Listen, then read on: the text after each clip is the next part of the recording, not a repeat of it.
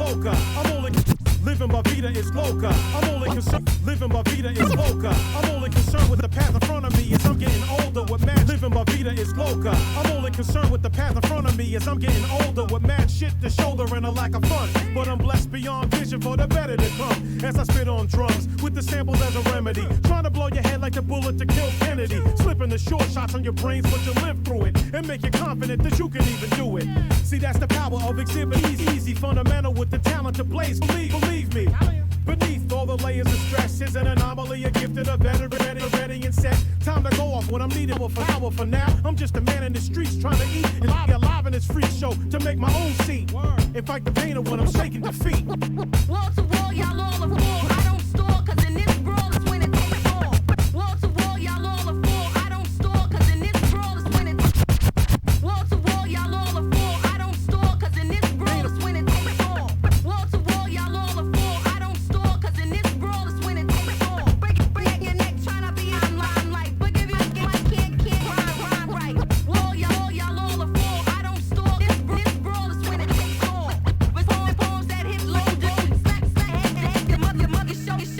If you pass time like rents do, or just to catch it. If you pass time like rents do, or just to catch it. Dead off your motherfucking shoulders. If you pass time like rents do, or just to Dead off your motherfucking shoulders. if you pass time like rents do, or just to catch an L for nod and be remembered and forgotten your if you pass time like rents do, or just to catch an L for nod and be remembered and forgotten your flash and didn't pan out, facing a standout. Thought I was an easy example of who would trample all night. Ain't got the handle of an opposite type with the mic because I'm live and I'm frighten your height. Natural in my element, serving AIDS out of the best. You stay stressed about your skill of finesse, so you're destined to get put to rest. Kill your story, blazed by a lyricist, late in his 40s. Not the drink count, but long age living. Strong and kinda scary when wrong, the decision. I just wanna have my peace, a little corner for family with a precious release. The kind of peace where I'm owning the beat, just out too, like the rich do, or not fucking with you. Wall to wall, y'all all are full. I don't call this brawl is when it takes all. Breaking your neck, tryna be in the limelight. But give you you can't rhyme. To wall, y'all all are full. I don't store, cause in this when it's all. Smacking your head dead off your mother's shoulders. I don't need the beef and the drama and the bullshit. I don't prima donna, wax persona, you feel you gotta honor. I don't need the posing like the regular champ. You're leaving yourself open to a murder advance attempt. I don't need the I'm taking your heart without the violent intent. It's just a call on me to represent and get the win. I don't need to take it on the chin and stride. Fix your face, tuck your pride inside and stop bugging. I don't need the beef and the drama and the bullshit. Prima donna, whack persona, you feel you gotta honor. If you're posing like the regular champ, you're leaving yourself open to a murder advance attempt. I'm taking your heart without the violent intent. It's just a call on me to represent and get the win.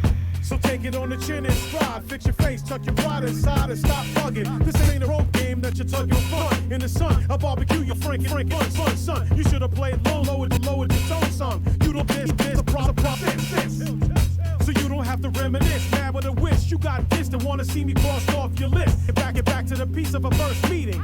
And get the vibe of a smile with good greeting. To wall, y'all all are full. I don't store, cause in this brawl is when it takes all. Breaking your neck, tryna be in the limelight. But give you a mic and you can't even rhyme right. Wall to wall, y'all all are full. I don't store, cause in this brawl is when it takes all.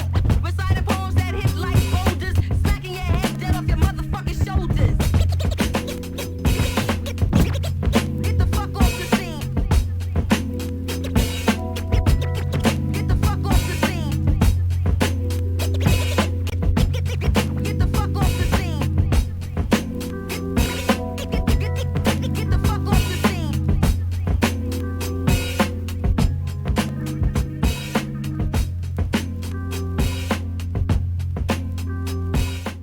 Hey, hello everyone. It's May 1st. So the 5th month, 2021, May 1st, Saturday morning. And here we are. I can't believe where did the year go? Guys, friends, it's been quick. Feels like it's went like that. But we're here on the CC show, and we have a pretty cool guest here with us for Voices for Change panel. We have Jenilee. Yeah, so we're here. We usually always start with a land acknowledgement, and I've been seeing people mix it up. And I'm like, oh, I want to be creative because I've been doing this. This is season 2 now, episode 4. We had like 9 or 10 episodes last time. So this is like, 13, 14 land acknowledgements in. So, you don't want to be empty when you're like talking about these things, but it's actually really important to acknowledge a space, even though we're like in an online TV space and we're also on Zoom in an online space, we're actually physically on a land. So today we're all in Boating. I'll let everyone talk about where they're from, but I do always like to recognize that we are in the middle of the Great Lakes. So the Great Lakes is the largest freshwater body of the world. So we have a very important responsibility to protect the land, the waters, and the peoples. It's the traditional home of the Anishinaabe people, and it is the former home of the Shingwalk Residential School. So there's an important history and land and truth to this area here that we just have to recognize. But on a positive note, there's this really cool person in our community called Wasanande Macoons. I did good. So I feel like playing it for you though, because I'll let this person say their own name. Wasanande Macoons. So Wasanande Macoons and family are doing a healing walk across Ontario right now from community to community.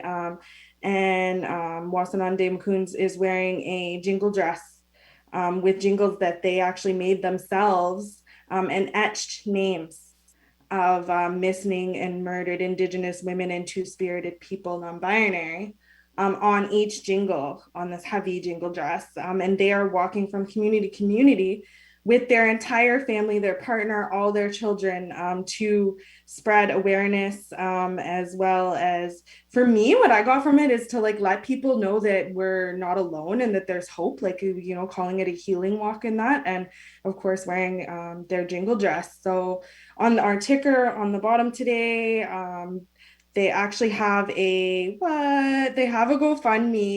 The GoFundMe would be going to things like moccasins and shoes and food and gas for the safety vehicle that would be beside their family as they travel from community to community. It might mean medicine, it might mean wood for fire keepers. So it's really to help Wasanande and Macoons and their family, spread that love. So I just wanted to, and that healing.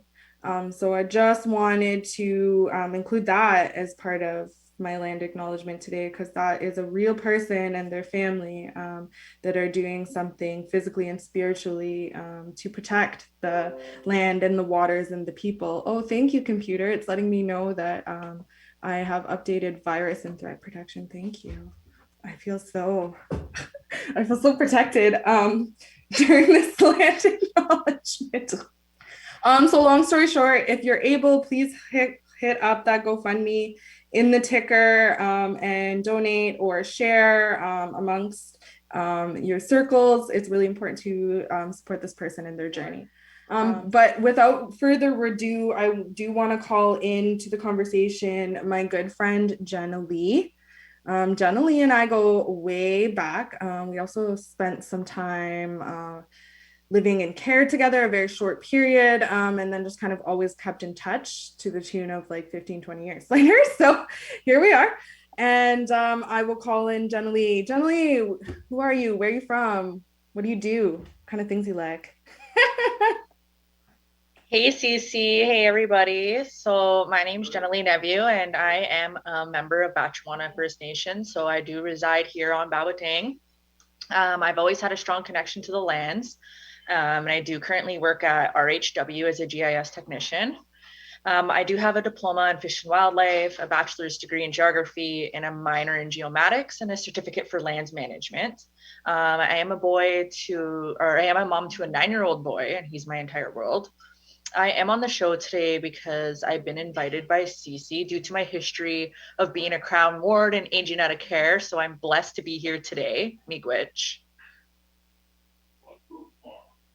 Miigwech for coming. Yeah, I just wanted to talk a little bit as I come across this journey and I have this personal experience myself today, and the connection that I have with Jenny and kind of the conversations that we were having previous season about breaking the cycle.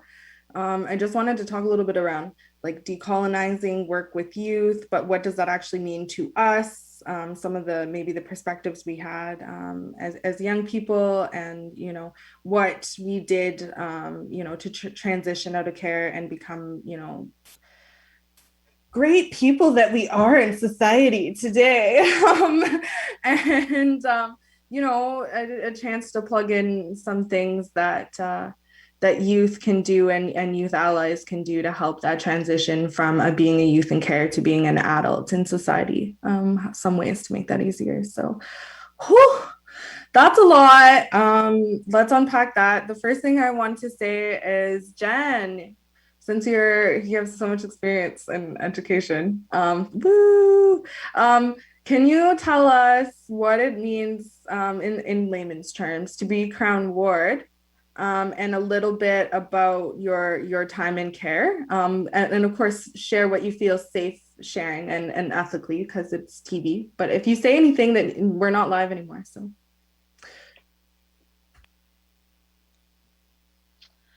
Okay, thanks, CC. That's definitely a hard question. I'm sure everybody has a different experience, but my experience being in care wasn't always the greatest. Being in care is definitely a hard thing to do. Living with your staff, living with somebody that's not a part of your family, and then throughout the years you learn to adapt and make them a part of your family. But yeah, it's definitely been a struggle, and I think that youth in care just now need to stay strong and know that this time will pass, and it's hard to say, but those people that are there do care for you. At this point in time, I know it's hard to think that and hard to see that, and I've been there, and I totally understand.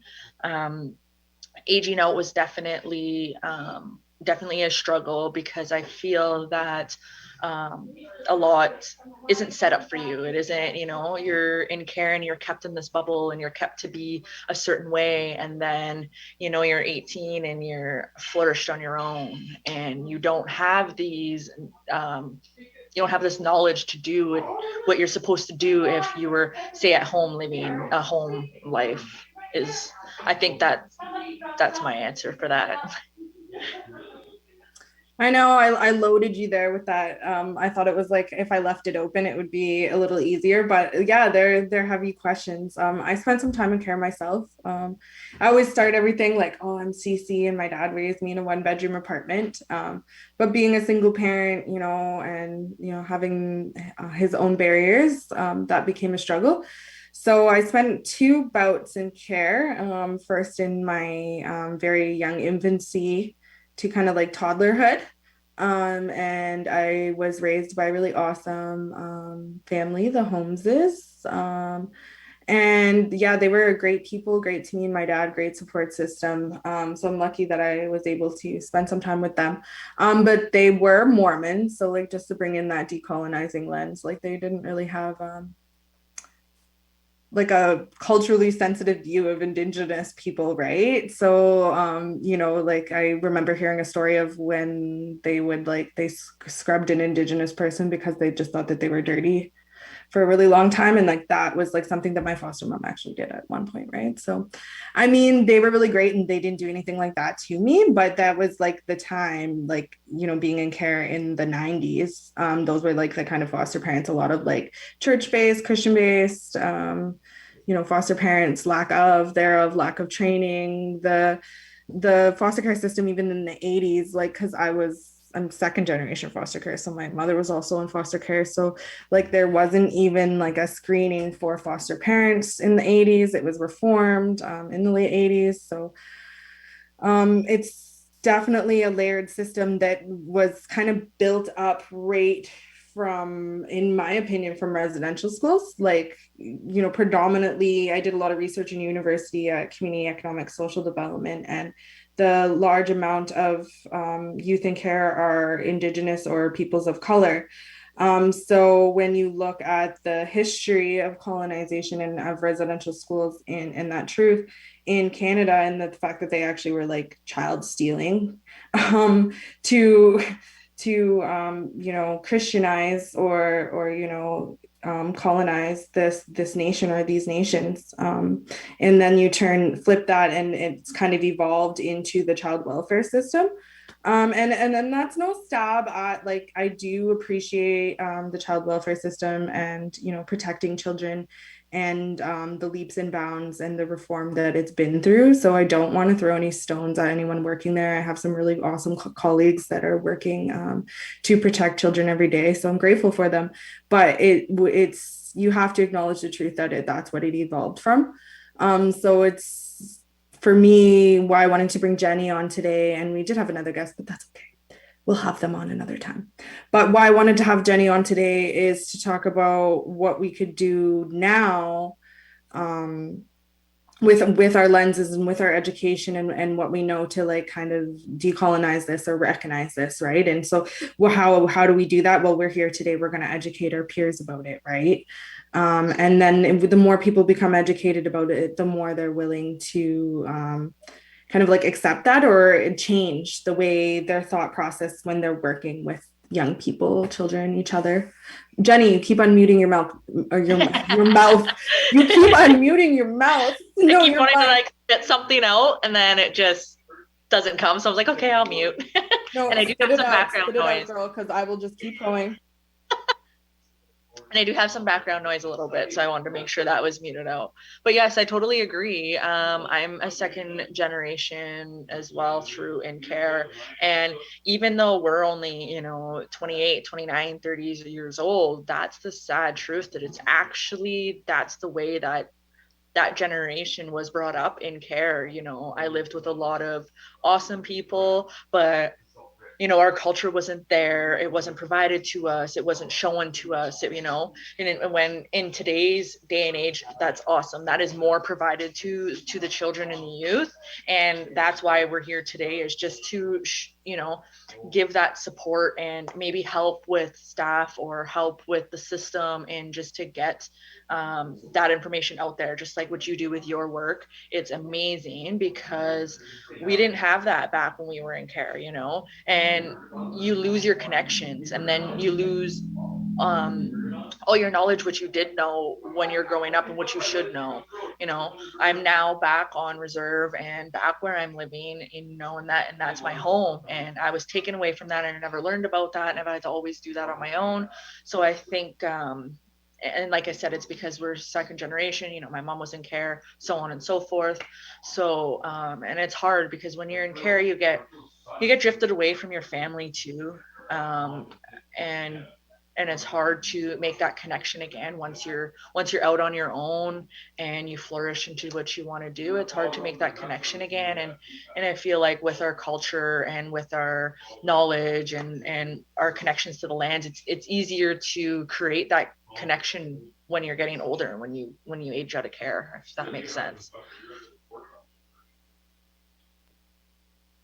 Absolutely. And if you're introduced to it and it's readily available to you beyond, and it's COVID right now, so let's just pretend it's not, beyond the idea of just like a powwow or having a smudge, like when you're introduced to community around you, and you're introduced to ceremony around you, and you're introduced to other families and invited to feasts. And you have time to spend genuine time with elders, and not just like kind of a flip turnaround naming ceremony with someone you never met and you don't know how to find them to know what your name is again. Like to be able to actually genuinely have time, like to have your elder on Facebook or call them up or, ask them questions and things like that. Having that, Which real relationship building. Yes. Mm-hmm. Because it's been so hard for certain generations that have been in care to flourish from that, because we didn't have that access, and we were almost left in the dark to find our own self, to find our own history and stuff for ourselves. So it's definitely a big difference. I feel from care before to care now. Definitely. Yeah. And what were you going to say? I think that was it. Someone also told me too, like a good way to like decolonize this or think about this, like when you have transient youth or youth that are moving from community to like gain safety and security and all that good stuff, is that before when things like that happened, we would use like our traditional clan system. So it'd be like, oh, so and so's here from this community in care and they're bear clans. So then they'd be introduced to like a bear clan auntie and a bear clan, elder and so on and so forth. So they would be adopted by their clan. So then they would have family like no matter where they went because our people were used to being like transient. So that's another good way. Like, I don't know how we would organize that through like our child, like when you're trying to walk two worlds, again, decolonizing a system. So we're in the child welfare system. How do we make them follow along to clans? But I think we're doing a lot of good work where we actually do have an indigenous or indigenized child welfare system. And yes, there's a lot of work to go. But because we have that, we have this kind of like platform or this bus that we can drive and put new things in the bus, if that makes sense. So kudos to that. And then Jenny, your mic's off. I need to let you talk, girl. It's on. It's on. Okay, it's on. Did you have something you wanted to interject? No, I totally agree with you. It's definitely a stepping stone in the right direction to continue this awesome knowledge and to keep Indigenous children and youth in Indigenous homes, right? Just only makes sense, and maybe we didn't have that in before, and we definitely still don't have enough of that right now, right? Like there's still those homes needed for these youth, but to have more people aware of their surroundings and who they're working with and why they're working with them and stuff, I think it's a start for awareness, I think. And it's hard to explain when you're working as like a staff or you're working as a worker or you're working in these child welfare systems, and it's harder to understand sometimes, how this youth feels or why they're doing this, and and you're trying to get them to be so good, like they can be, and it's hard to understand how they feel because nobody actually really knows but them. So like I said before, I was always told to be a certain way when I was in care, follow these rules and be home by this time, do this, just like a normal home, right? But it's hard to follow those rules because it's not your home. It's not where you're supposed to be. Like you're put there to be put there. I don't know if that makes sense. And the homes are great. They're perfect. I love them. A lot of them I did. And it still didn't feel like a home. A lot of places that I have been very welcoming. I'm sure you understand. And it makes you feel better. It makes you feel like you're a part of the family and stuff. But deep down inside, the youth in care do feel like they're, neglected in some way. And this could be from past traumas and, many, many different traumas that happen to our youth. So I think that it's a good direction just to have that knowledge, and just knowing that I can go on and on and on though. So I'll stop.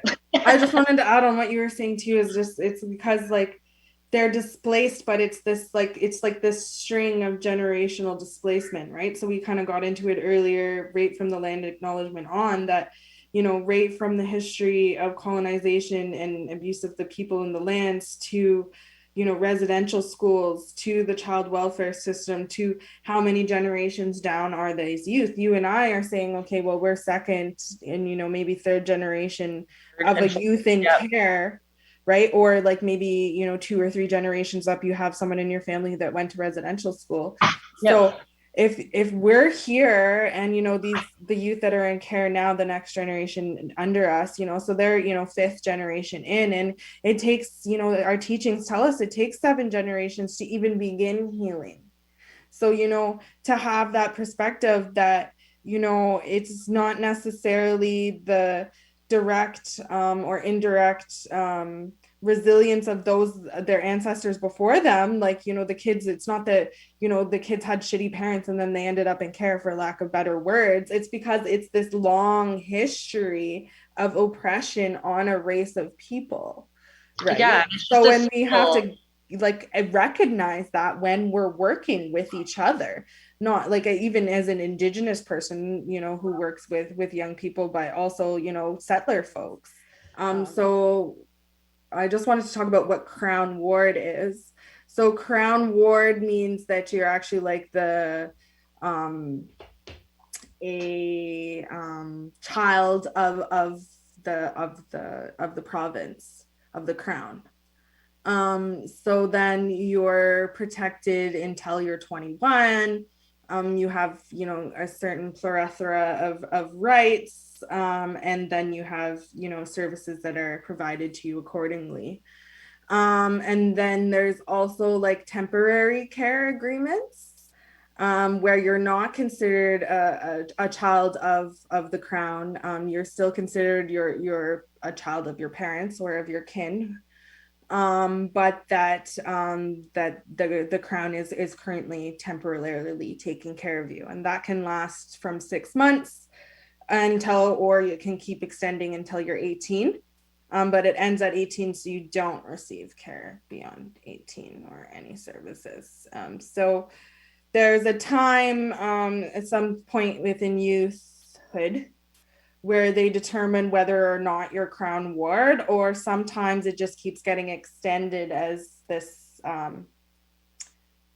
temporary care. And there's a plethora of reasons why that might be. It might be because your parents are still trying, your kin are still trying.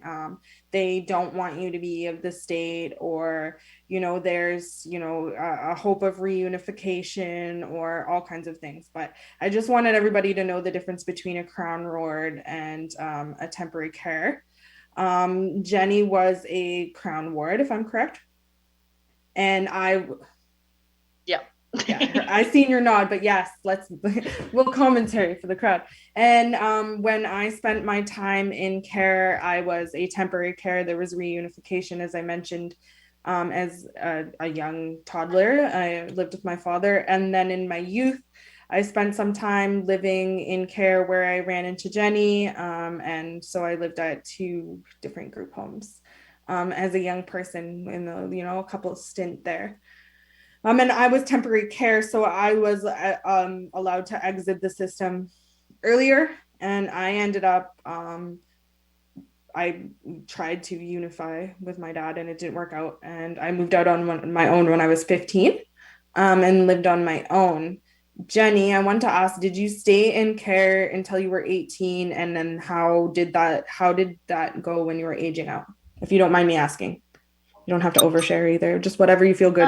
Yeah, so I was declared a crown ward, I want to say 10, 11-ish years old. So when I was declared a crown ward, that means that you are to the ward until you're 18. So I couldn't leave until I was 18. I had to follow those rules, stay in care, stay where my home is, until 18. And unfortunately, some of the homes were, unfortunate. And I wasn't an angel, of course. So some of those reasons pushed me to move. I was in 14 different foster homes from the age of 10 to 18 years old. And prior to that, I was in and out of care as well in my younger ages. And so that was a lot of lack of stability, lack of, knowing where your place is. I still deal with that emotion of lack of stability, because you don't know if it's just going to be gone one day, right? Like, moving kids from place to place in a garbage bag, like that was the norm. Like that's what you did, right? Like you packed your stuff in a garbage bag and you moved to the next house. And if that wasn't good, then you moved to the next. And some of the homes were respite, so they were only, for a little bit. So you're definitely not going to get comfortable and connected, right? And as time went on and, I started getting older, I was very rebel to the rules, right? You know, at 15, 16, I'm not coming home for curfew, you know, I'm not doing those things, which led me down a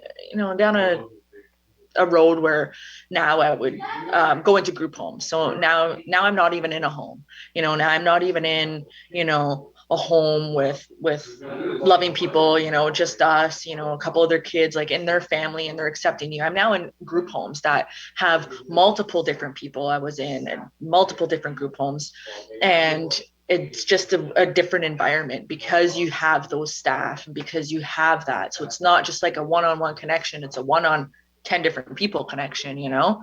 So as time went on and I was 18, like I said, I was in awesome homes. I did get some help when I was 18 because you explained that those services are there.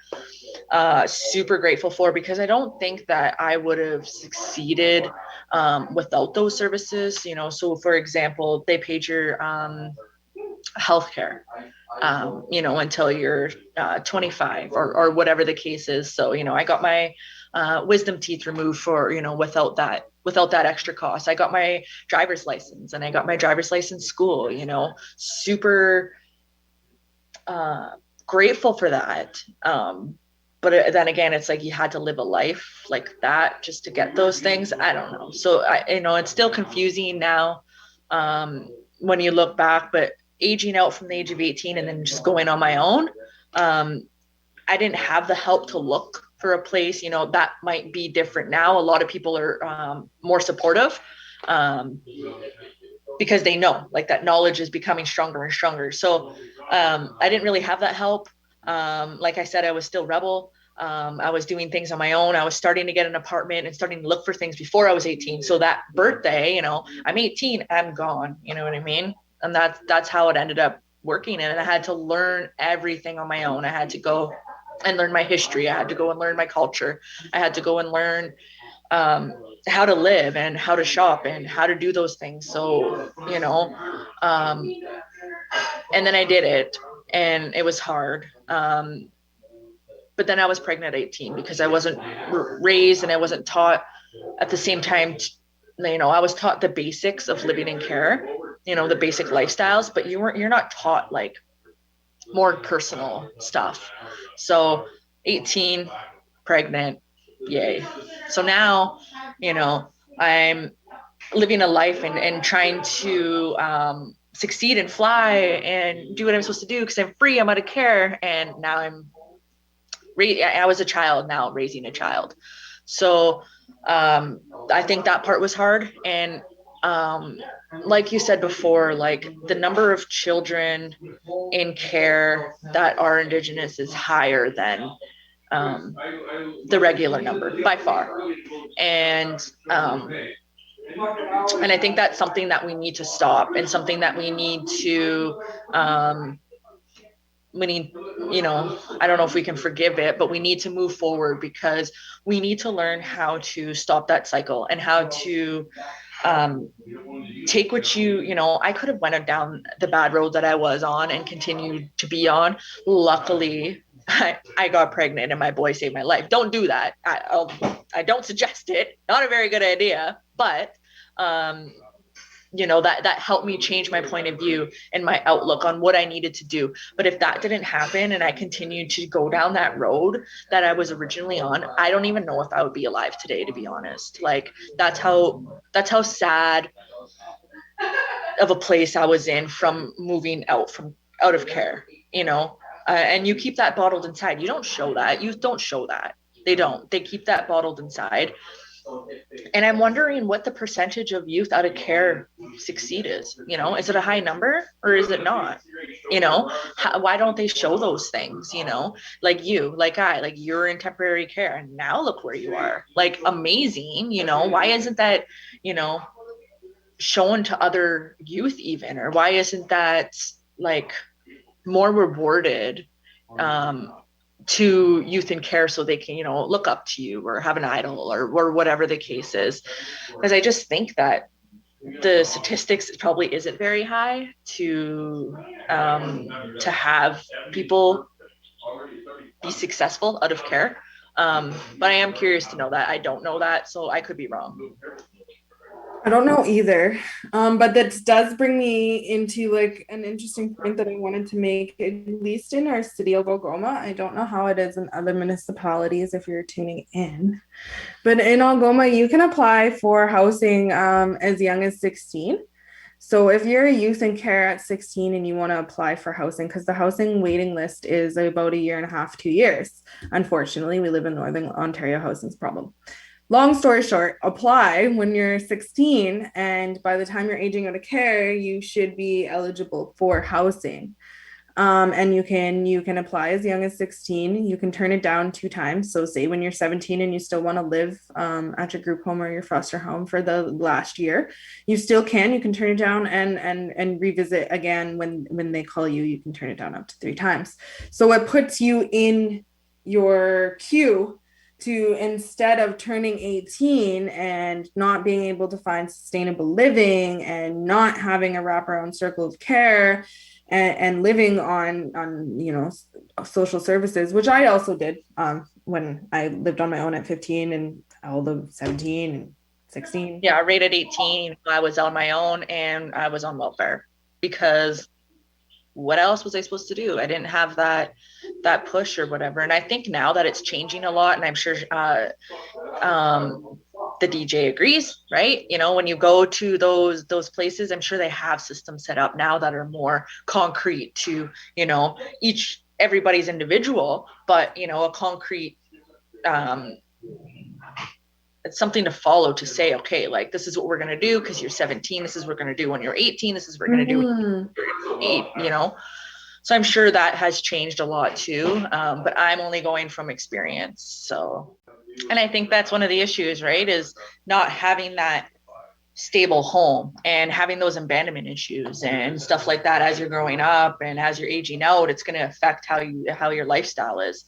But it's good to know. Definitely, like I think a lot of things have changed, but stopping the stigma too, I think is super important because this person's in care, my mom was in care, my grandma's in care, I'm in care. Does that mean my son's in care? Does that mean my son's needed to be in care?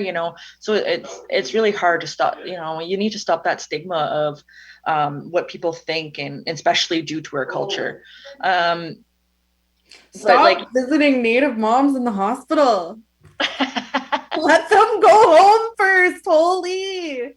Sorry. And that's the one thing I was going to say, only again, due to personal experiences. Yes, I was very rebel. I was very, so you can say bad in care. I didn't come home from the curfews. I didn't follow. I always checked in. I always made sure I was safe. I always attended school. I was always doing the things I was supposed to be doing, but I didn't want to be at home. I wanted to be somewhere where I felt more loved and more support. And I didn't want to go back to the home. I would go back and I would stuff my bag with some food and go back else to where else I was hanging out, or I'd come home for a couple days and get my rest and then go back and party for a week and then come back, and then, you want to feel like where you felt safe. And for youth, they're not thinking of their future, of how this is going to turn out, right? They really are. So as I'm a rebel and, I'm in care and, I age out and now I'm 18 and I have my own place and I was on welfare to make ends meet. And, and then I had my son and, he was maybe 3 hours old, maybe. And guess who shows up? So, and they wanted me to prove to them, show them this is what I'm doing. This is where I am. This is where I live. I'm going to come back. I'm going to do an update on you. And next month, if you don't need these issues, then, or if we don't have issues, then we'll close your file, but if you need our help, we can get you this, we can get you this, we can help you supply this. Okay, great. A lot of people do need those resources. That's awesome. And it's great that they can support that, but no, I don't need that. And I don't want that. So go, and it took a couple months for them to realize that as I kept denying, but, and then what if I agreed? Then that's another generation that's now in the system.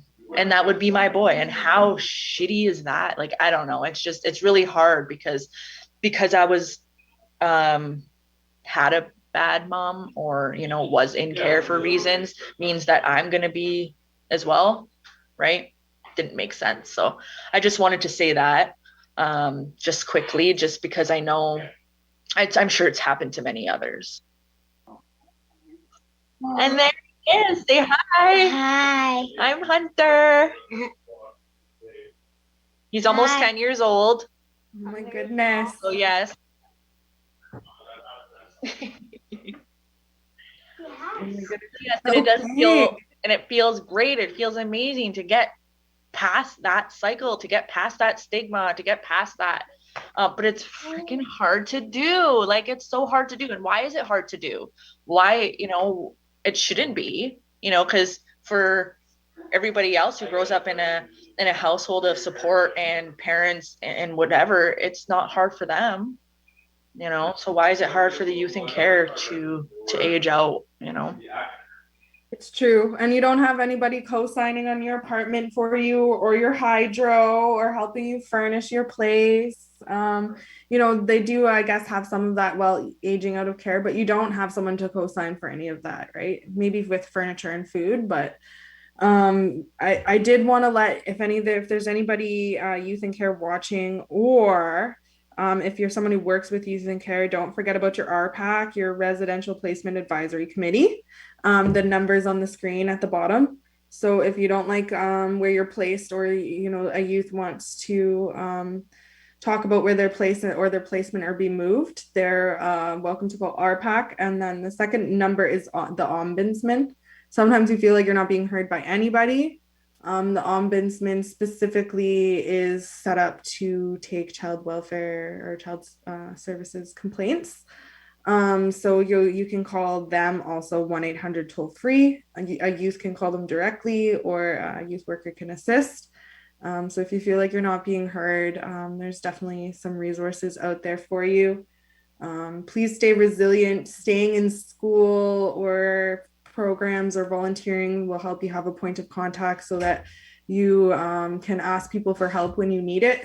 So even if school's not for you, if you go to programs, the Indigenous Friendship Center, Algoma Family Services, or even just checking in with your doctor when you're supposed to, those are people that you can ask for help.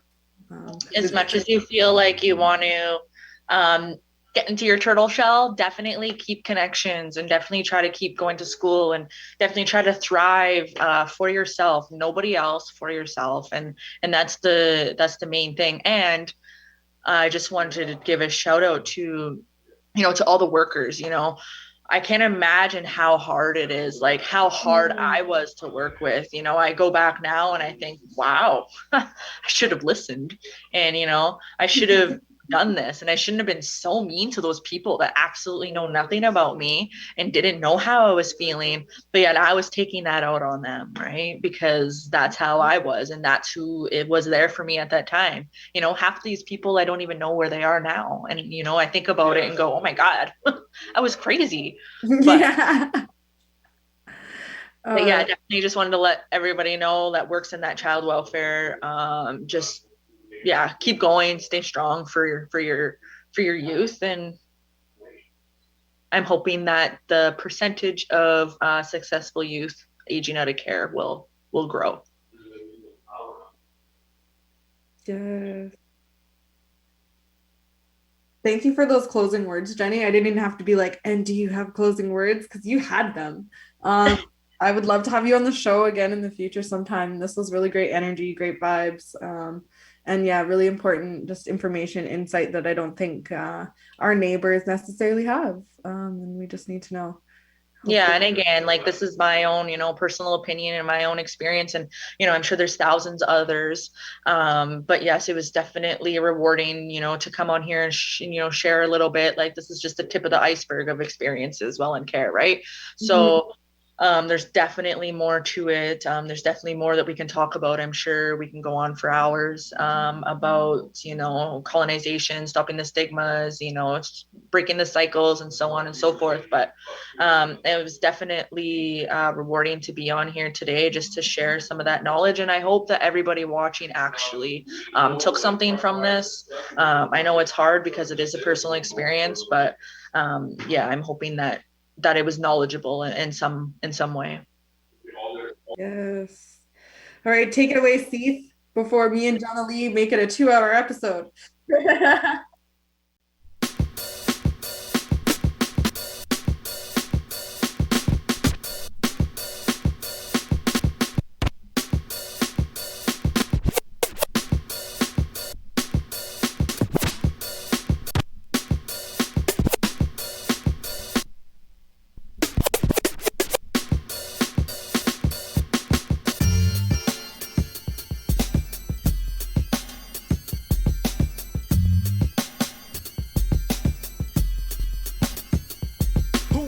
It's like you're trying to wear two in the Bronx, stop your shit short. I'm the type to yank up your pinstripes.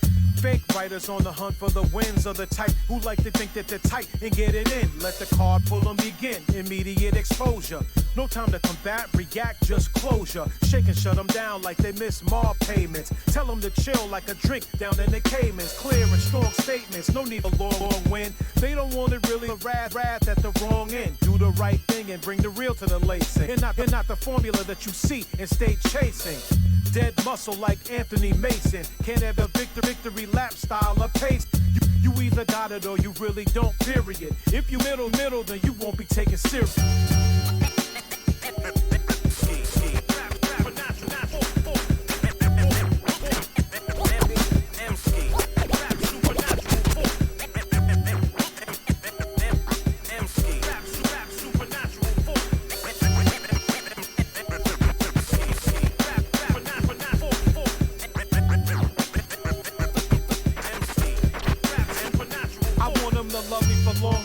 Like Vince Scully, for me to be the main go-to and never worry.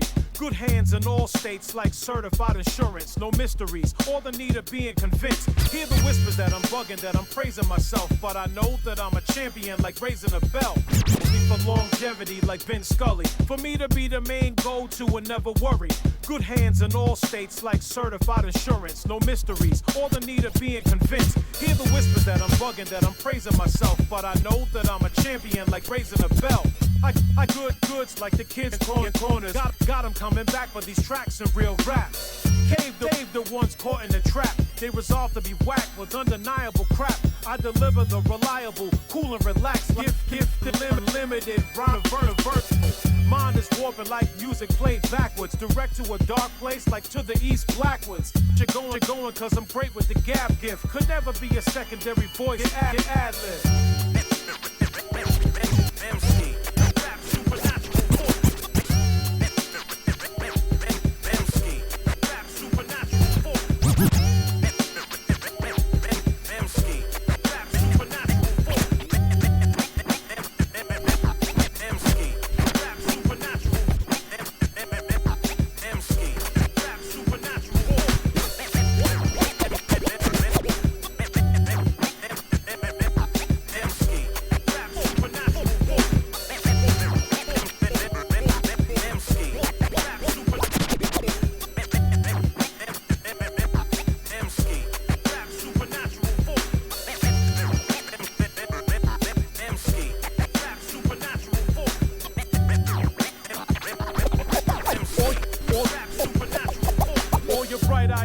Like celebrity hot lights can dim quick when I beat stick 'em like an.